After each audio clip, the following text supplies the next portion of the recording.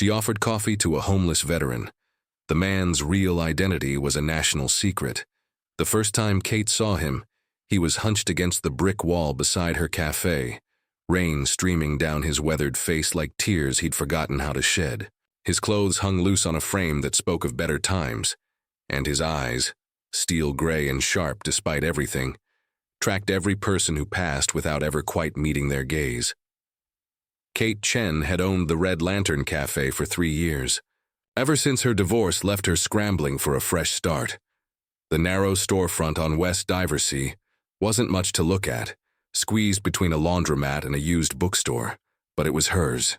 She'd painted the walls herself, hung mismatched vintage lamps from estate sales, and slowly built a clientele of regulars who appreciated her Vietnamese-inspired coffee blends and the fact that she remembered their names. The homeless man had been sitting outside for a week when she finally approached him. "Ray," he said when she asked his name, accepting the steaming cup with hands that trembled slightly. Not from cold, she noticed, but from something deeper. "Thank you, miss." His voice carried traces of an accent she couldn't place. Maybe Southern, maybe something else entirely. There was a formality to his speech that seemed out of place on the street. "Kate," she replied, settling beside him on the concrete stoop despite the dampness seeping through her jeans. "You don't have to sit out here in the rain, you know. I've got tables inside." Ray shook his head, a ghost of a smile crossing his features. "Prefer to keep my back to the wall if you don't mind. Old habit." Something in the way he said it made Kate's chest tighten. She'd heard that tone before. Her brother Marcus had used it when he came back from Afghanistan in those first months when every unexpected sound made him flinch. "Military?" she asked gently. Ray's fingers tightened around the coffee cup. "Long time ago." She didn't push. Instead, she sat with him in comfortable silence, watching Chicago wake up around them. Commuters hurried past with their faces buried.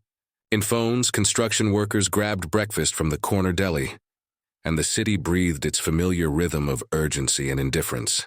"This is good coffee," Ray said eventually. "Family recipe. My grandmother smuggled coffee beans out of Saigon in her suitcase when she fled in '75. Said Americans didn't know how to make real coffee. Smart woman, she was. Raised 6 kids in a 1-bedroom apartment, and somehow managed to save enough to buy a little house in Chinatown." Kate stood, brushing off her jeans. "I'll bring you something to eat in a few minutes. You don't have to." "I know I don't have to." The next morning, Ray was there again, and the next, Kate fell into a routine of bringing him coffee and a breakfast. Sandwich at 7:30 sharp, right after the morning rush died down. Sometimes they talked, about the weather, about the changing neighborhood, about books he'd read at the library down the street. Sometimes they just sat. It was during their second week that Kate noticed the details that didn't quite fit. Ray's posture, even slouched against the wall, suggested military training. His eyes constantly scanned the street with a systematic thoroughness that spoke of professional paranoia. And despite his shabby appearance, his personal hygiene was meticulous, teeth clean, fingernails trimmed, beard carefully maintained with what she suspected was a razor he kept hidden somewhere. "You remind me of my brother," she told him one Thursday morning as autumn painted the maple trees in brilliant reds and golds. "Army. Marines. Did 2 tours in Helmand Province." She paused, weighing her words. "He had trouble adjusting when he came back. Ended up living rough for about 6 months before we could convince him to get help." Ray's jaw tightened almost imperceptibly. "Where is he now?" "Teaching high school history in Portland. Married a teacher, has 2 kids. It gets better, Ray. Whatever you're carrying, it doesn't have to define the rest of your life." For a long moment, Ray stared at the traffic crawling past on Diversey. When he finally spoke, his voice was barely above a whisper. "Some things can't be fixed with therapy and good intentions, Kate.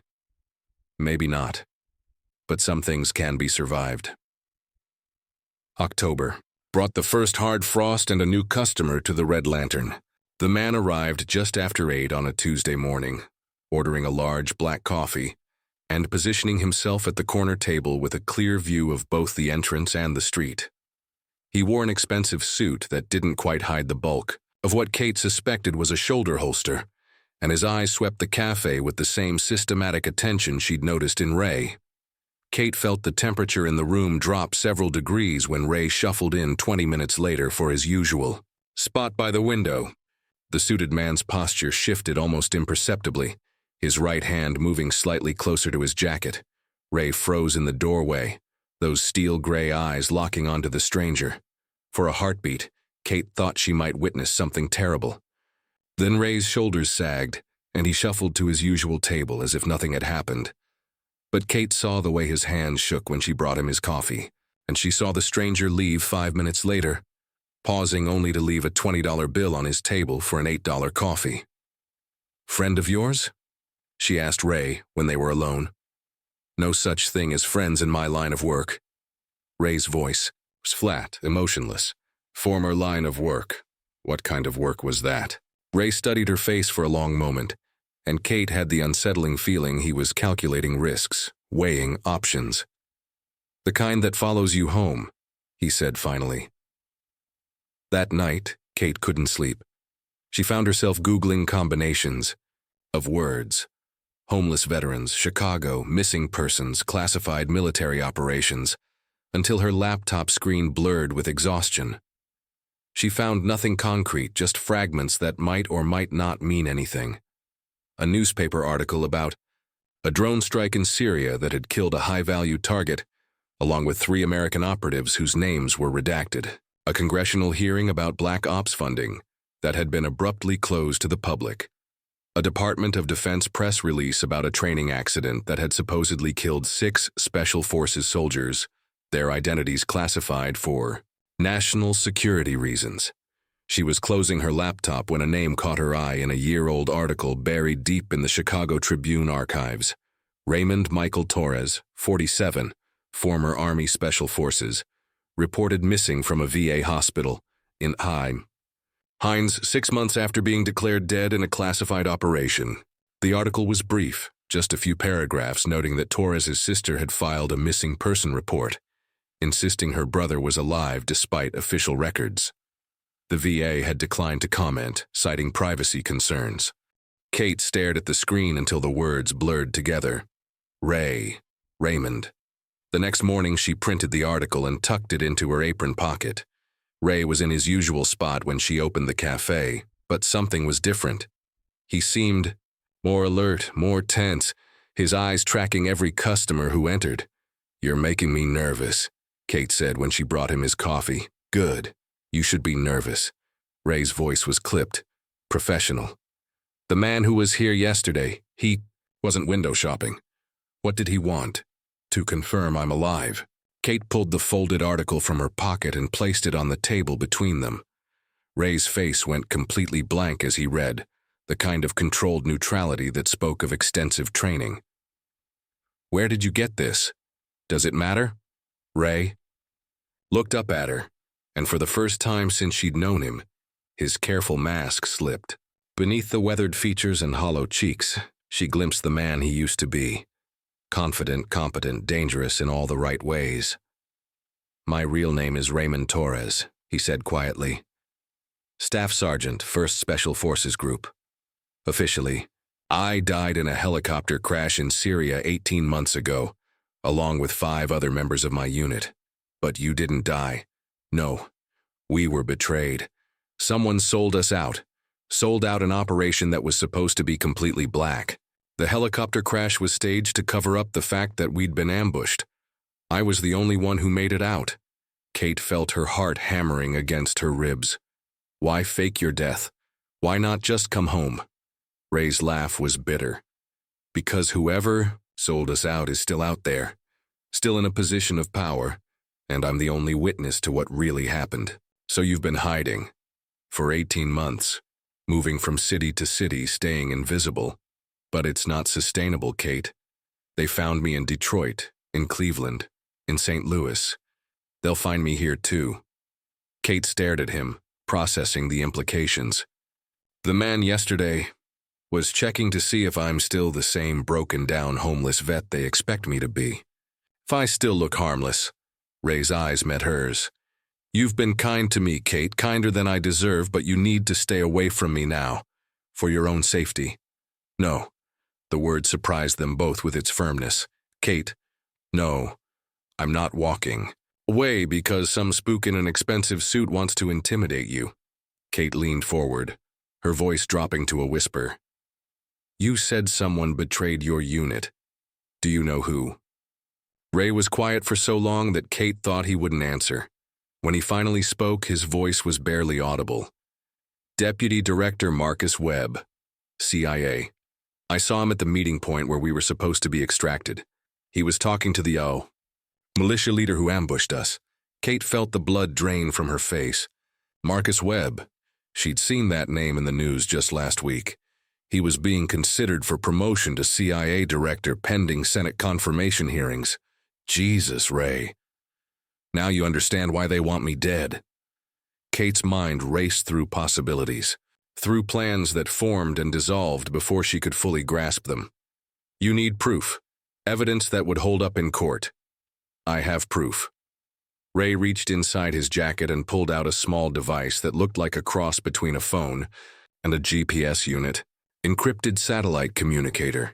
It recorded everything, conversations, coordinates, tactical data from the mission. Everything Webb said, everything he did. Then why haven't you used it? Because the moment I surface, they'll kill me. Webb has resources, connections. He can make people disappear without a trace. Ray's voice was hollow. I'm not afraid of dying, Kate. I should have died with my team 18 months ago. But if I die now, Webb gets confirmed as CIA director, and everything my brothers died for becomes meaningless. Kate stood abruptly, her chair scraping against the worn linoleum. Give me an hour. Kate, what are you? 1 hour. Stay here. Stay visible. Act normal. Can you do that? Ray nodded slowly, uncertainty flickering in his eyes. Kate grabbed her purse and headed for the door, her mind already working through a plan that was either brilliant or completely insane. Probably both. An hour later, she was back, carrying a small package and wearing an expression that Ray couldn't quite read. My brother Marcus isn't the only veteran in my family, she said, settling into the chair across from him. My cousin Jennifer works for the Chicago Tribune, investigative journalism. She's been looking for a story that could make her career. Ray's eyes narrowed. Kate, you can't just... I already did. She's meeting us here in 20 minutes, along with a photographer and a lawyer who specializes in whistleblower protection. Kate leaned forward. You said your brothers died for something. What was the mission, Ray? What were you really doing in Syria? Ray stared at her for a long moment, then slowly reached for the encrypted device. We were extracting a CIA asset, who discovered that Webb was selling intelligence to foreign governments. The asset had evidence, financial records, communication intercepts, enough to prove treason. What happened to the asset? Executed, along with my team. Ray's voice was steady, but Kate could see the pain behind his eyes. Webb made it look like a terrorist attack, like we'd been killed trying to rescue an American journalist. The asset's death was blamed on the same militia group. Kate nodded, pieces clicking into place. And you've been carrying the proof for 18 months. The device has everything. Webb's voice, his face, his explicit instructions to eliminate the asset and any witnesses. Ray looked up at her. But once this goes public, there's no going back. For either of us. I know. They'll try to discredit you. Destroy your business, your reputation. Maybe worse. Kate thought about her small cafe, her carefully built life, the future she'd planned. Then she thought about Ray's teammates, dead because someone in power had decided their lives were expendable. Some things are more important than safety, she said quietly. 25 minutes later, Jennifer Chen walked through the door of the Red Lantern Cafe, followed by a photographer and a man in wire-rimmed glasses who introduced himself as David Park from the ACLU. Kate had called in every favor, pulled every string, leveraged every family connection to make this moment happen. Ray looked at the assembled group with something approaching wonder. You realize this could start a congressional investigation, maybe bring down a presidential administration. Good, Kate said simply. The interview took 3 hours. Ray spoke in a steady, professional voice, occasionally pausing to replay sections of the encrypted recording that filled the small cafe with the ghostly voices of dead men and the damning words of the man who'd betrayed them. Jennifer asked sharp questions, her recorder capturing every word. The photographer documented the device, the recordings, Ray's military records that Park had somehow obtained through channels Kate didn't want to think about. When it was over, Ray looked exhausted but somehow lighter, as if he'd finally set down a weight he'd been carrying for too long. "The story runs tomorrow," Jennifer said, packing up her equipment. "Front page, above the fold. We've already sent copies to the Washington Post, the Times, and 3 congressional oversight committees. Webb will know it's coming," Ray said. "Yes, but he won't be able to stop it. Too many people have copies now. Too many organizations involved." Park adjusted his glasses. "We've also arranged protective custody. Federal marshals will be here within the hour." Ray shook his head. "I'm not going into hiding again." "Ray," Kate started. "No, I've been running for 18 months. My brothers are dead because I survived and couldn't tell their story. If I hide now, if I let Webb's people make me disappear again, then they really did die for nothing." Kate saw the determination in his eyes and knew there was no changing his mind. "Then you don't go alone." "Kate, this isn't your fight." "Yes, it is. It became my fight the moment you sat down outside my cafe." She stood, her voice steady, despite the fear clawing at her chest. "Besides, you're going to need a good cup of coffee while you testify before Congress." Ray stared at her, and slowly, for the first time since she'd known him, he smiled. A real smile that transformed his entire face and gave her a glimpse of the man he'd been before. Betrayal and loss had carved deep lines around his eyes. "You're either very brave or very foolish, Kate Chen. Probably both." 3 weeks later, Kate sat in the gallery of a congressional hearing room, watching Ray, clean-shaven now, wearing a borrowed suit that actually fit, answer questions from a panel of senators. His voice was calm, professional, devastating in its precision as he laid out the evidence of Marcus Webb's betrayal. Webb himself sat at the defendant's table, his expensive lawyer whispering urgently in his ear, but Kate could see the defeat in his shoulders. The encrypted recordings had been authenticated by 3 independent experts. The financial records Ray's asset had died trying to expose showed a pattern of intelligence sales going back 5 years. Congressional investigators had uncovered communications between Webb and known foreign agents. The hearing was being broadcast, live on C-SPAN, and Kate's phone buzzed constantly with messages from friends and customers who'd recognized her in the background of news photos. The Red Lantern had been closed for 2 weeks, partly for security reasons, partly because Kate couldn't concentrate on coffee while Ray's life hung in the balance. During a recess, Ray found her in the hallway outside the hearing room. "How are you holding up?" he asked. "I should be asking you that question." Ray shrugged. "Strange as it sounds, this is the most normal I've felt in 18 months. For the first time since Syria, I'm not looking over my shoulder." "What happens now?" "Webb goes to prison.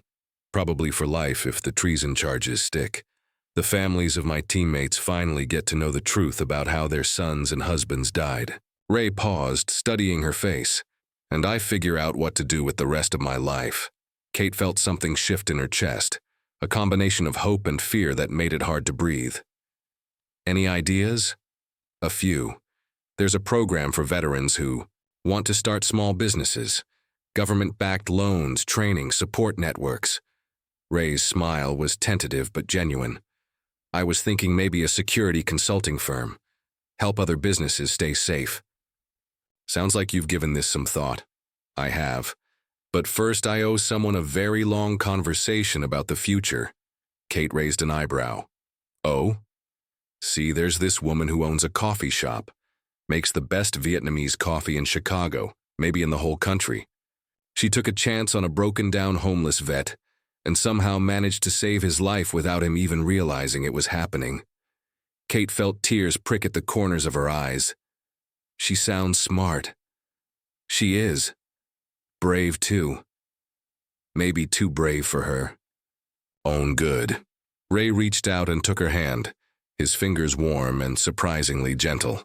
I was wondering if she might be interested in a business partner, someone who knows a little about security, who appreciates good coffee, and who owes her more than he could ever repay. Kate thought about everything that had brought them to this moment. The rain-soaked morning when she'd first offered him coffee, the weeks of careful friendship, the terrifying leap of faith that had led to this hearing room, and the promise of justice for men who died in the desert half a world away. I think she might be, Kate said quietly. But you should probably ask her yourself. Ray's laughter was rich and warm, nothing like the hollow sound she'd heard from him before. Kate Chen, would you like to be partners? In business? In everything. Kate looked at him, really looked at him, and saw not the broken man who'd sat outside her cafe, but the person he was becoming. Someone who'd survived betrayal and loss and 18 months of living in the shadows, who'd found the courage to tell the truth even knowing it might cost him everything. Yes, she said simply.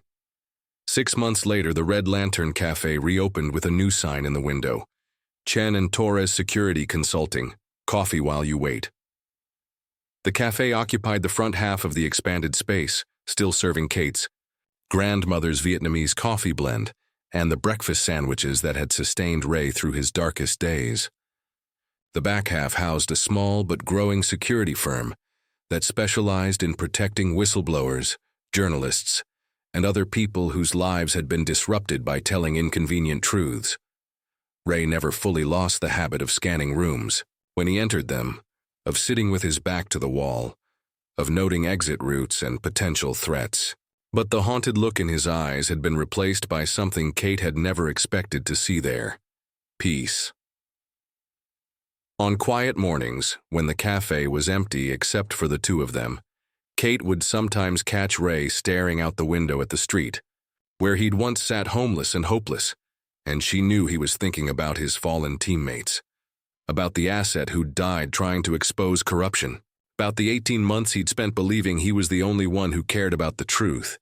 They'd be proud of you, Kate told him one such morning, following his gaze to the bustling street outside. I hope so. I know so. Kate poured herself a cup of coffee and settled beside him at their usual table.